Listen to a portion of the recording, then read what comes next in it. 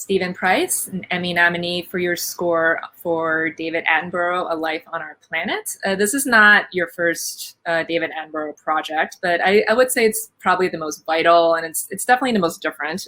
He calls this his witness statement about how humanity has endangered our planet. So what was it like coming aboard this project and just learning how personal it was for him?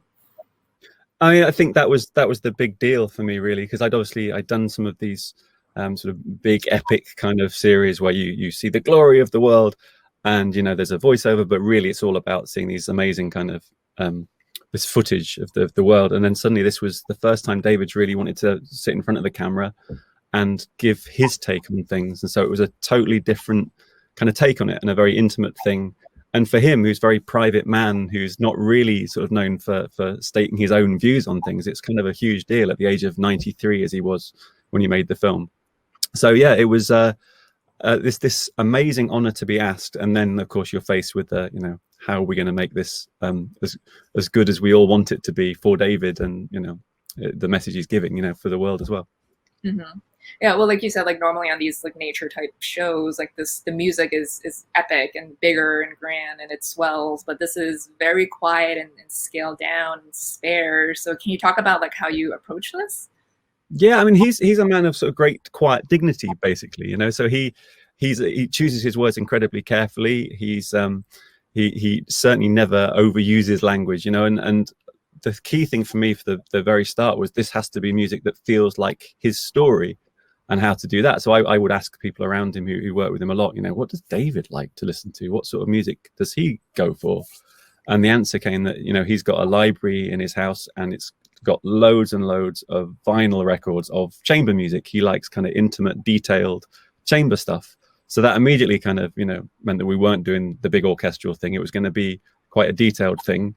And that meant I could really just go through the musicians that I've worked with a lot over the last few years, and you get to know these people really well. You get to sort of work with them really closely, and pretty much write specifically for people I know really well, trying to capture the sense of David. And the film takes you through all of David's life. So it takes you from his early days as an adventurer, when commercial planes were first around. So he was one of the first people to see huge swathes of the natural world, and the enthusiasm and the excitement of all of that. And then takes you through to his realization what's going on, and through to his plans later on. But it meant you could kind of take this small group of musicians and this small group of themes in one way and develop them as his life developed, really, and as life got more complicated and more difficult, really. So yeah, it was a big daunting challenge at the start, but as with a lot of David Attenborough stuff, his words carry you through it. You stick to his words, and the music kind of knows what to do somehow. Yeah, I mean, it sounds cheesy to say, but it's like his narration, especially here, it's like it's an instrument in and of itself, right? Because absolutely. I thought hearing Michael Abels talk about his brilliant work earlier on today. He described, I think it's Concerto for Dialogue, a Concerto for Dialogue, and that's just such a brilliant way of putting it. And I definitely think of Sir David's voice as my lead instrument, and everything has to work around him. He speaks in this really beautifully musical way, there's gaps, and the way he kind of crescendos into his ideas is really musical, and you find yourself playing along, and magically it takes you into places that you wouldn't ordinarily have gone. So I was lucky on this film that an awful lot of his narration was already recorded before I saw the film, and I could really just build around that and just cling on to how he was delivering it and the intimacy of what he was saying. Mm-hmm. Well, as I was watching this, I was thinking like, he's condemning us, like humans and like our impact on the planet, and these dying ecosystems, but he's doing it in like the nicest way. I don't know if it's just like his accent, the cadence or something, but what do you think makes a good narrator, and what is it like scoring narration, especially one that just dominates the entire film, like in this case? I mean, with someone like Sir David, it's not just the way he's narrating now. It's this background of 65 years of being, certainly in England, where I'm talking from now, we've all grown up with him, and he's been telling us the truth about things for a long, long time. And so this huge history of he's earned the respect of everybody. And so when he says, humans have ruined the planet, you do kind of feel, you do feel a little told off, but equally you feel kind of like, God, we need to listen. And I think because of the way he's always worked, and he's the producers of the show, they work on, scripts and that sort of stuff, but it always ends up with David for a period of time. And the changes he makes are always fascinating because it really just somehow pulls out anything extraneous, and it always gets straight to the absolute correct way of landing a line. And so musically, that's kind of the job for me as well. There's if I start sort of being too ornate around an idea, kind of his voice rejects it, so you'd find that you were kind of just overloading him, and it didn't need that. It just needed him to be kind of put in this framework musically. And I think that's what makes him a great narrator. He makes everybody's job better. I think that if you speak to the editors, they'd say the same thing, and the people sort of the camera people know how their shots are going to be used, and it dictates the way that they move the camera. It all comes from that seed. Mm-hmm. Is it in some ways like maybe harder to do less is more and show restraint like here, or does it just depend on the situation? Like you have a good narrator like David, so you don't need to go overboard with it. I mean, I think it's a great lesson. I mean, I certainly, I've always enjoyed. I always hear a lot of counter melodies. I always hear a lot of textures, and certainly a lot of my movie work has been very layered and kind of lots of overlapping ideas. So for something like this, it was kind of a good lesson to strip back and to see how the power of a sequence could be improved by me literally keeping out of the way. And the things we earned through that, the moments when we could kind of lay into the emotion a little bit more, were incredible. The fact that you hadn't kind of exhausted the listener and you hadn't pushed a point too hard. You literally just let those moments play out.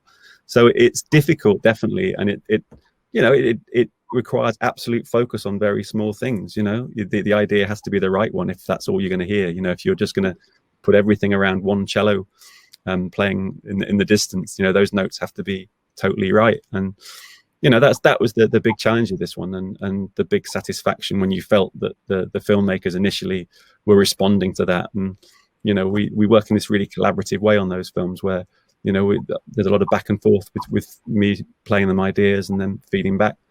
And it was nice when we sort of started to land on some of these ideas that could recur through the film and felt like they could work in different ways. Mm-hmm. Yeah, and I feel like the opening scene really set the tone because he's in Pripyat, the city that was decimated by Chernobyl, and the score is pretty solemn throughout. But he also, like you said, he recounts his life, and there's these like nostalgic images when the planet was in better shape, almost 100 years ago. And then it just kind of, this music just kind of like progresses as like things get worse and it's darker. But then at the end, it's somewhat like hopeful. It's kind of bittersweet, I guess, because he has like a call to action. He tells us what we can do. So can you talk about like scoring the end and like making it a little bit more hopeful? Yeah, I mean, one of the things that was great about this was that I got to score it in sequence. Often when you start a project, you might choose a bit in the middle because you realize that's where your theme is going to appear and you want to get that. But with this, because it felt like I had to follow the line of his life, I just started with the first cue and came all the way through to the end.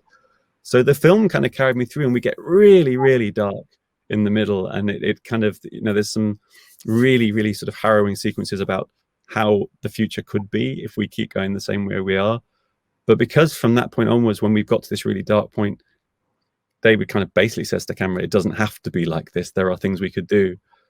It was kind of interesting to take the themes that started off with such innocence and enthusiasm at the start, but have then been morphed into something really dark, kind of to let them sort of emerge again, but in a sort of different way that felt a little bit more sophisticated and a little bit more driven, and the energy picked up in that part of the film. We definitely played the tempo of the film changes from this sort of bounciness at the start through the very stillness of the middle, and then by the end it's got a sense of momentum, and the themes could kind of sing out a little bit more. It gets a bit more orchestral during those final cues, and we definitely sort of allowed the orchestra to swell in ways that it really hadn't earlier on. So hopefully it feels that by the end, these thematic ideas of David's enthusiasm, you're hearing a new enthusiasm, but in a way that's been kind of beaten up through the experiences of what he's seen. Yeah.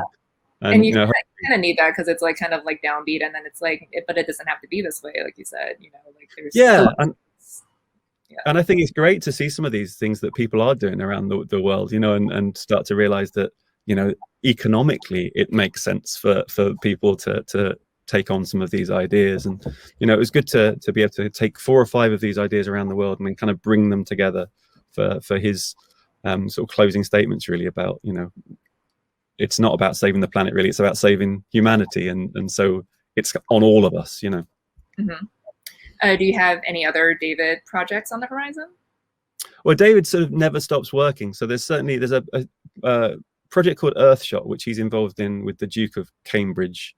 And that's going to be, it's basically like the Nobel Prize for the environment. So a lot of these ideas of technological solutions to environmental issues, every year for the next 10 years at least, there's going to be a series of prizes given to the 5 most innovative solutions. So there's a BBC and I think Discovery around the world show that's attached to that. So I've done some music and themes for that. So I'm keeping in with the well, it feels like the biggest mission we've got, really. So anything music can do to help, I'm proud to be able to do that. Awesome. Well, Stephen, it's great speaking with you. Thanks so much for your time.